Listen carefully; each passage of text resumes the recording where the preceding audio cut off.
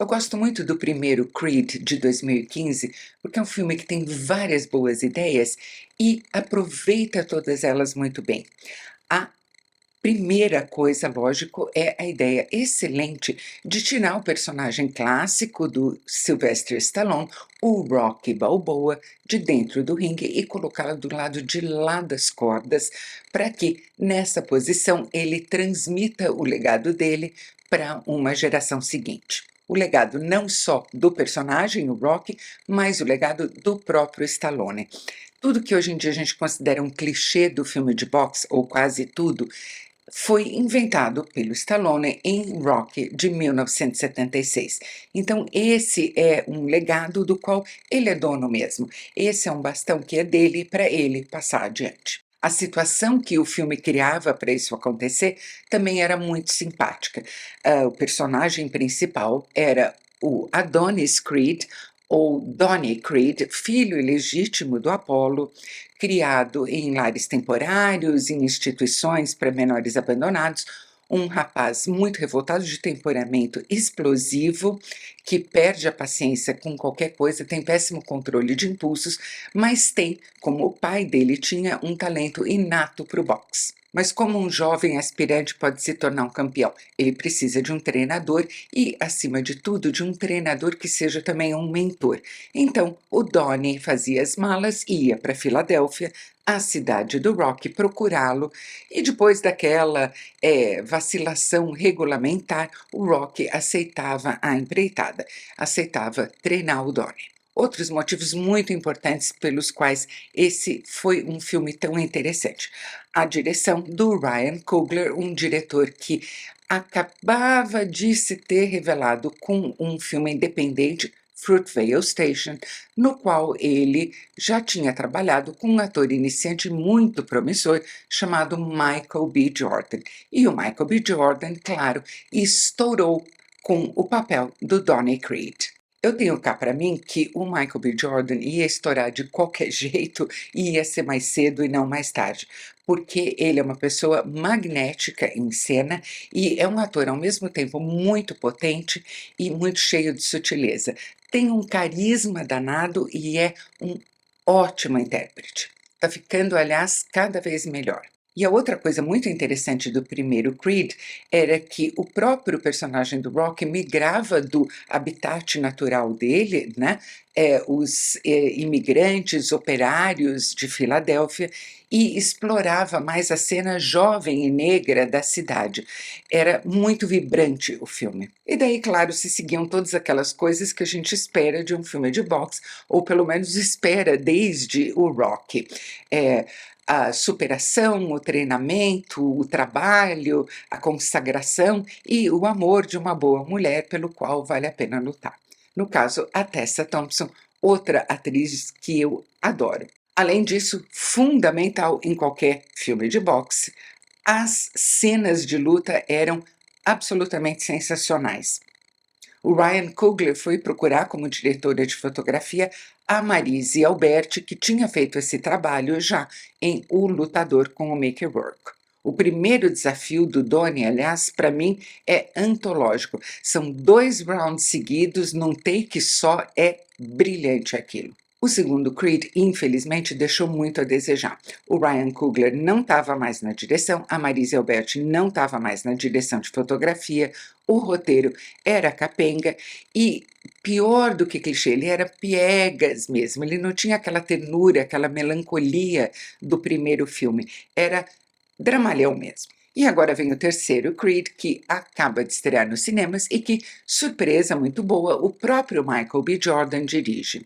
Esse é um daqueles filmes em que a gente gosta dos acertos, tanto quanto lamenta todas as oportunidades que foram perdidas no filme. O Donnie agora está aposentado do ringue, está muito rico e está agenciando outros lutadores. Ele virou um empresário esportivo. Mas mal a gente vê isso e já tem um flashback enorme para a adolescência do Donnie, em que ele se mete numa tremenda confusão depois de uma noite em que um amigo dele, um pouco mais velho, chamado Damian Anderson, ou Dame Anderson, ganha as Luvas de Ouro, um torneio juvenil de boxe. Daí volta para o presente e a gente vê o reencontro do Donnie com o Dame. O Dame passou esses 18 anos preso, a gente presume que tem algo a ver com a confusão daquela noite, e ele vai bater na porta do Donnie. Mais especificamente, ele se encosta no carro do Donnie na saída do ginásio e fica esperando ele. Já é um gesto bem territorial, e essa tensão entre os dois vai se desdobrar, é claro, não vou contar aqui novidade para ninguém nisso, em um grande enfrentamento. Bom, quem interpreta o Dame é o Jonathan Majors. No vídeo de Homem-Formiga e a Vespa Quantumania, eu comentei que eu não tinha apreciado o trabalho do Jonathan Majors em Lovecraft Country, mas ele tinha me causado uma boa impressão, uma impressão positiva em Quantumania. Bom, agora eu estou voltando para minha marca anterior. O Jonathan Majors está em todas, ele é um dos atores mais hypados do momento, e eu vou confessar que eu ainda não entendi muito bem por quê. É assim, o Dame tem uma raiva enorme do ex-amigo dele, que agora está dando uma chance para ele, o Donnie. A prisão não é um lugar onde as pessoas, em geral, aprendem a controlar o temperamento delas, pelo contrário, e ele é um lutador que acredita na força bruta e no jogo sujo. Mas o Jonathan Majors carrega na interpretação dele, mais pesa a mão, sem trocadilho, que não é brincadeira. Ele passa o filme inteiro alternando entre duas expressões e meia, sendo que a meia é a única em que ele não está franzindo o rosto todo de maneira alarmante. Tá certo, ele tem uma figura física impressionante mesmo. Ele treinado no ringue, ele é uma massa enorme, uma massa física que faz com que os outros lutadores com quem ele está lutando pareçam frágeis até. Ó, tá todo mundo louco pelo cara e eu é que não entendo. Então vai ver que o problema é esse mesmo, eu é que não entendo. Mas para mim ele puxa o filme para baixo toda vez que ele está em cena, ele faz o filme pesar, faz o filme ficar de chumbo.